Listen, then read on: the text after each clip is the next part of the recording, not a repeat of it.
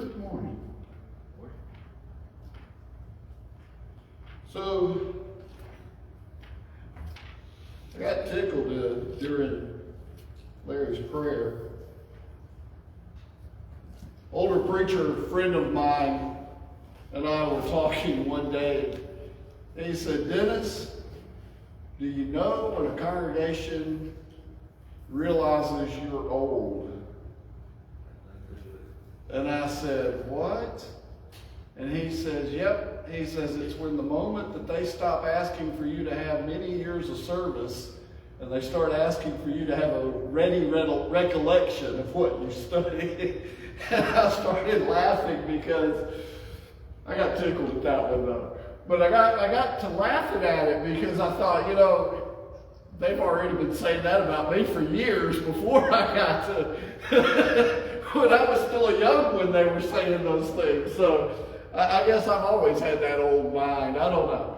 Anyway, so back in July, we were talking about worship, and I had a lesson that I wanted to bring during that time frame that I wasn't able. And since we're in the month of August, and this is the last Sunday of August, and we're basically recharging and revamping and looking at and trying to figure out how we're going to continue our tread through the next year, I thought, why not go ahead and have our last lesson for August on worship?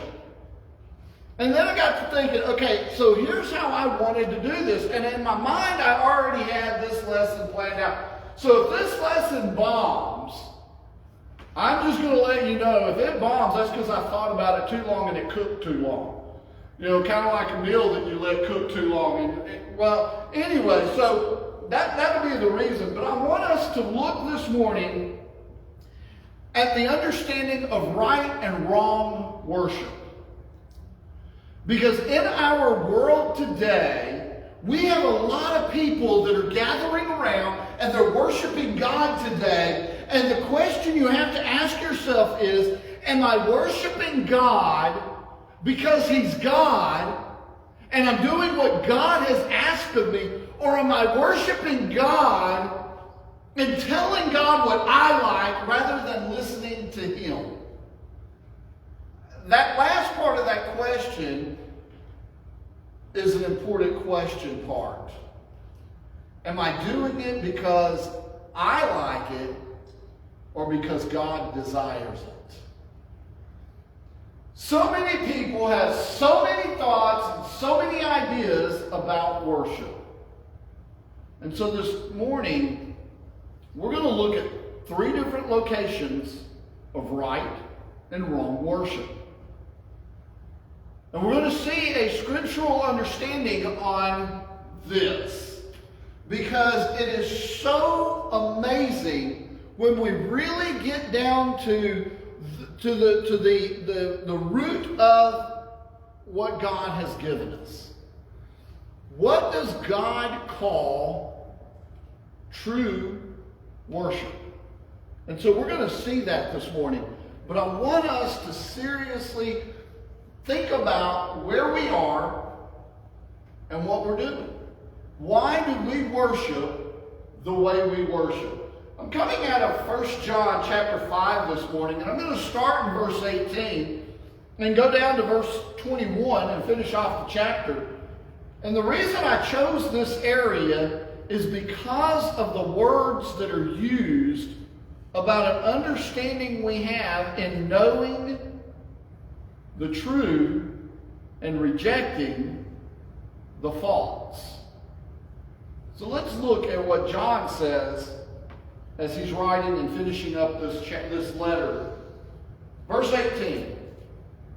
We know that whoever is born of God does not sin, but he who has been born of God keeps himself, and the wicked one does not touch him. We know we are of God, and the whole world lies under the sway of the wicked one. And we know that the Son of God has come and has given us an understanding that we may know Him who is true, And we are in Him who is true, in His Son, Jesus Christ. This is the true God and eternal life. Little children, keep yourselves from idols. Pull up that last verse for me, verse 20, if you don't have it. I want you to look at this wording here, because this is where it all falls together. And we know that the Son of God has come, and He has given us an understanding. There it is, right there. God has given us an understanding. So if God has given us an understanding, isn't it interesting that throughout the 7 letters to the churches in Asia, during the writing of Revelation, as you get into chapters 2 and 3, that the same tune is said to all 7 churches because there's something specific each time given? He who has an ear, let him hear. That word hear goes with the thought that we have here. Not just listening, but understanding. He who has an ear, let him understand what the Spirit says to the churches. Continue on, he says that we may know Him who is true. The only way we're going to know who is true is through the understanding of what He's given us. That's it. And we are in Him who is true, in His Son, Jesus Christ. And then notice this. This is the true God and eternal life. Not only do we know at this point through that verse who God is, we know how to get to Him in one verse. That's the key. Understanding who we are, understanding what we are, and understanding who God is and what God has done. That's the understanding. That's the thought that you and I need to realize. And so as we progress through this lesson, I want you to seriously think about the realization of right and wrong worship to God. So in right and wrong worship, one of the first words you're going to run into in wrong, notice how I put that, in wrong worship, is vain worship. Now in Matthew chapter 15, verses 8 and 9, Jesus in verse 9 talks about, in vain do they worship me. He's talking about they speak from their lips, but their heart is far from Him. In other words, they're just there. They're not worried about it. Look at what Strong's records this as. He says it is folly and that there's no purpose. That's how he defined this Greek word that is used here. Thayer says, in vain and fruitlessly. In other words, vain worship is useless and has no value.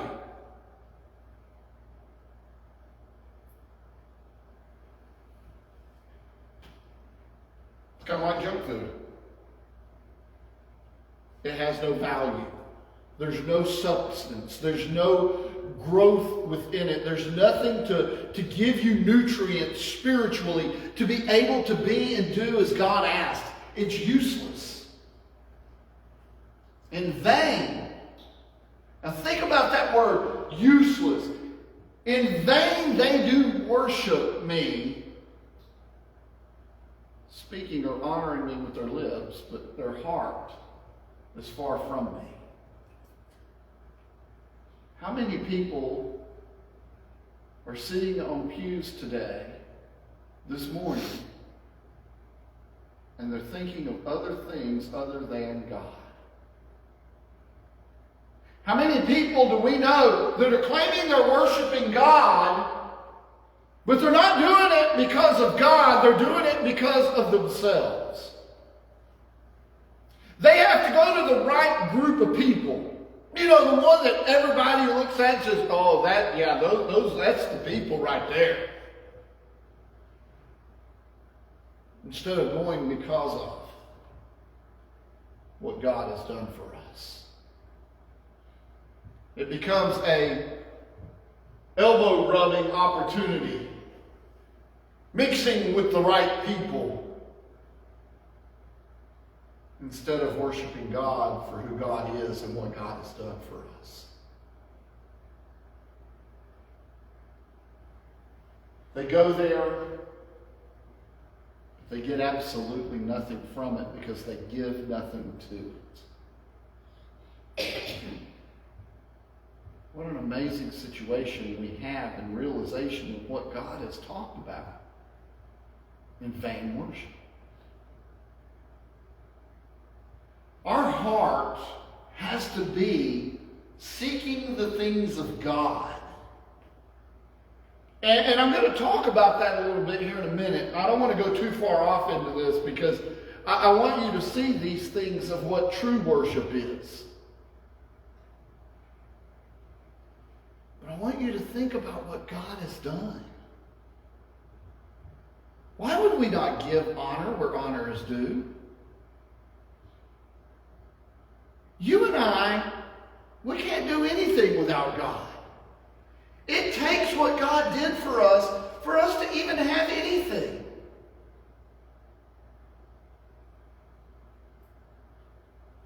Why are we here?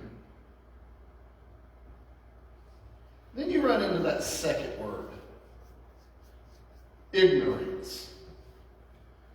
In Acts chapter 17, verses 22 through 34, Paul is standing at Mars Hill, and he's talking, and you'll remember the situation. He's going around, he's looking, and they've got these idols, and there's all these inscriptions as to who that idol is, and then they have the inscription to the one that isn't really there. There's nothing really probably there, and it says, to the unknown God.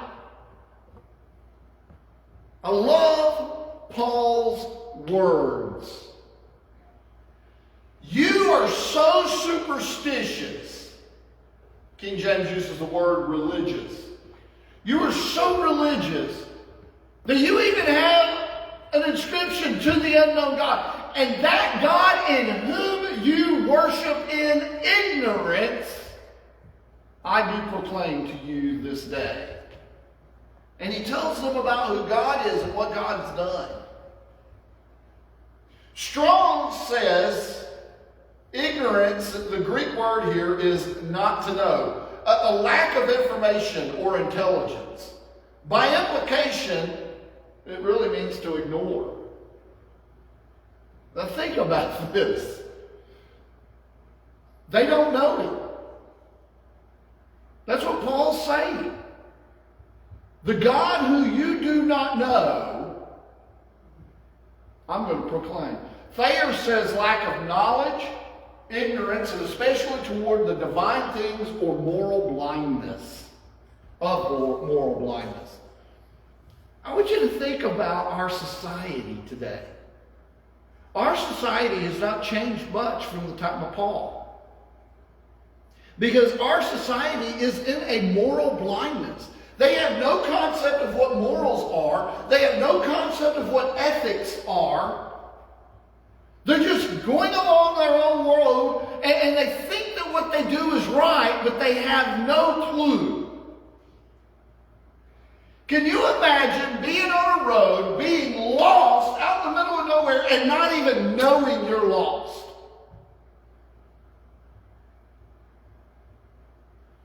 Bill and some others I know have traveled out west. Larry's gone out west. I think Sandra and Herbert have been out west.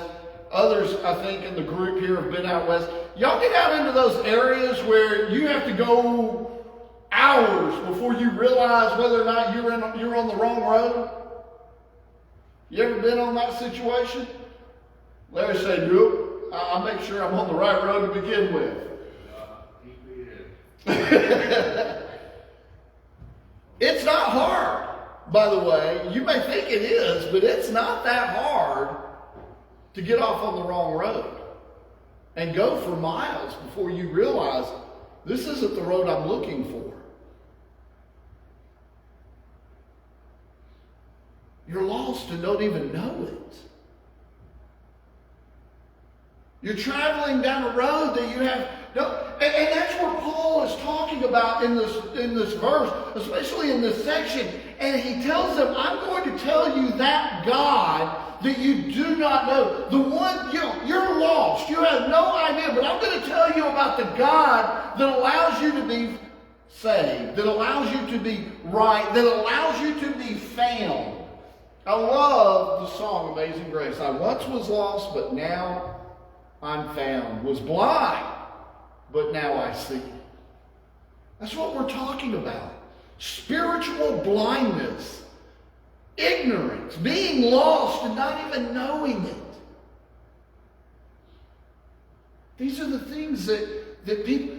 So how can one worship God in ignorance today? They worship God and it means, number one, that God does not know, but they think they're doing it right. They worship God in a way that is not, but they think it is. And that's where a lot of people are today too. This is where more of the, well, I like it this way, kind of leads to people not knowing what worship is. I'll be honest with you. We come together and we sing some songs. We have some prayers. Take the Lord's Supper. Learn a little bit from His Word. Give a little bit. And we go on our merry way.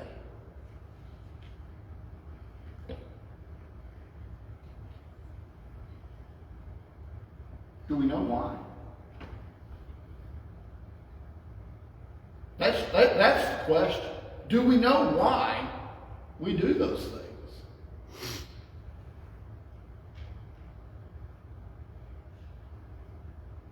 When you read in John chapter 4 about worship, as God is talking to the woman at the well, as Jesus is referencing her, as He's talking with her, and He tells her that worship to God is spirit and truth, it seems that through ignorance, truth has failed.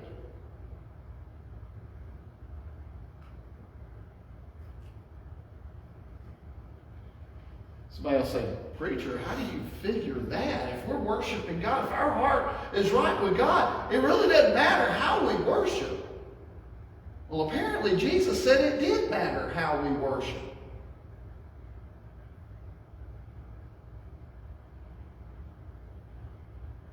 Because He has this huge conversation, and in that conversation, worship is discussed.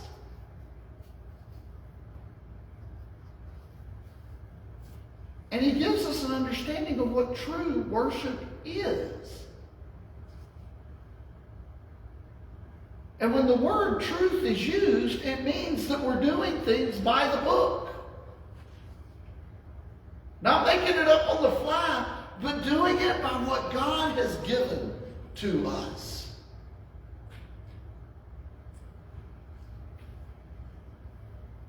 Bill, when you were a police officer, was there a code of conduct you had to follow? What happens if you outstep that code of conduct?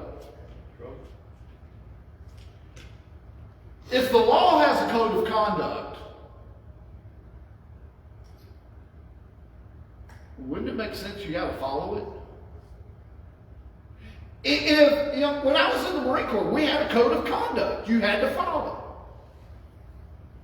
Didn't mean that every country followed a code of conduct. It just meant we had a code of conduct.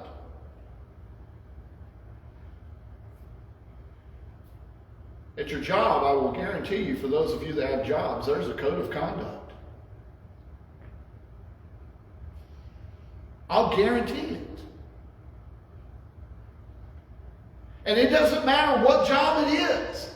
There is a job of right and wrong. And what happens if you have something you do and somebody says, hey, you're not supposed to do that, and your boss sees it, and your boss comes up to you and says, hey, that's wrong, you're not supposed to do that, and you say, oh, I did not know, the next words usually out of your boss's mouth is,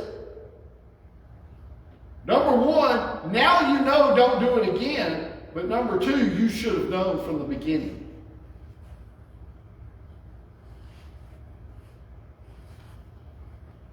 Ignorance.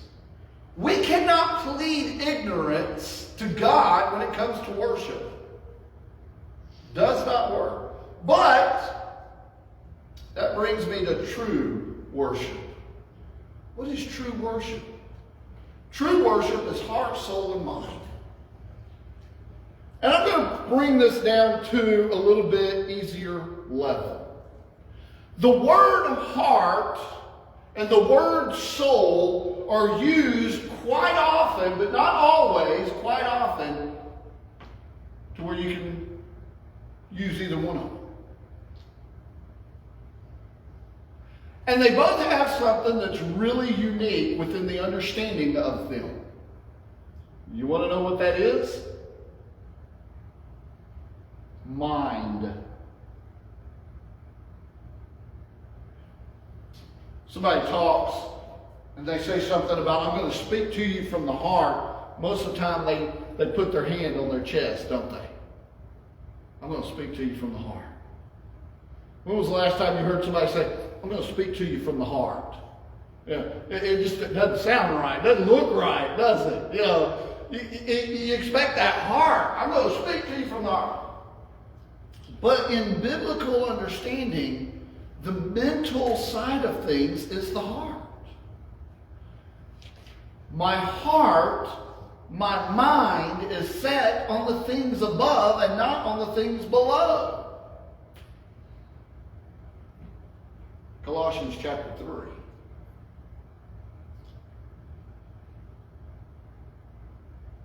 When you and I truly look at who we are, there is an understanding within worshiping of God that brings out a mental focusing on Him. In every part, every aspect, a mental focusing. We broke that down back in August, or back in July. But I want you to think about it in this term. What about our everyday life? Worship to God. How does that affect us? God has given us what God desires of us to have. And in any aspect of worship that you and I have toward God, our heart, our soul, and our mind must be in it if we want it to be true. And if any part of this is not there, it's not true worship to God. Go back to vain. But their heart is far from me. He's not talking about that beating thing that everybody references in heart. He's talking about that mind. Their mind is not near me. It is not comprehending me. It is not about me. Ignorance. They do not know. Again, it goes back to the mind.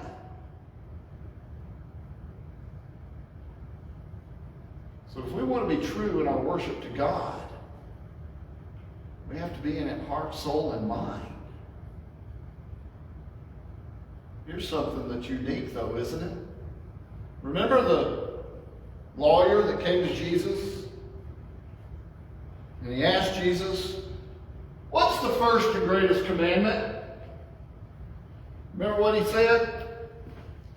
To love the Lord your God with all your heart, all your mind, all your soul. You know where he got that? They already knew that.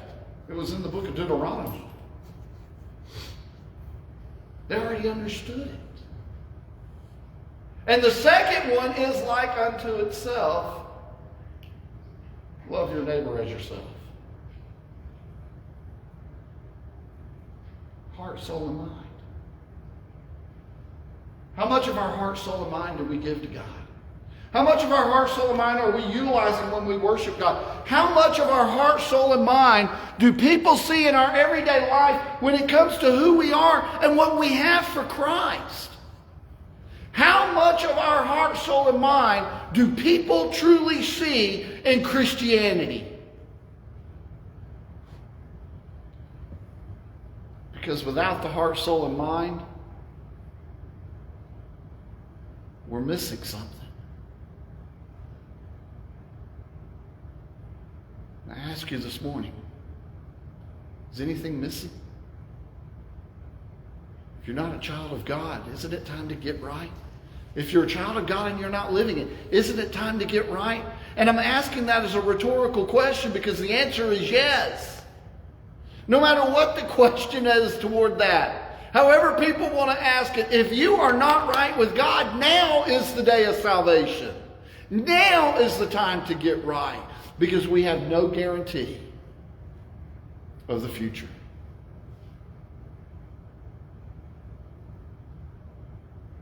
Where are we? What's going on? I plead with you. Will you let us help? Step out right now and come forward. While together we stand and sing this invitation song.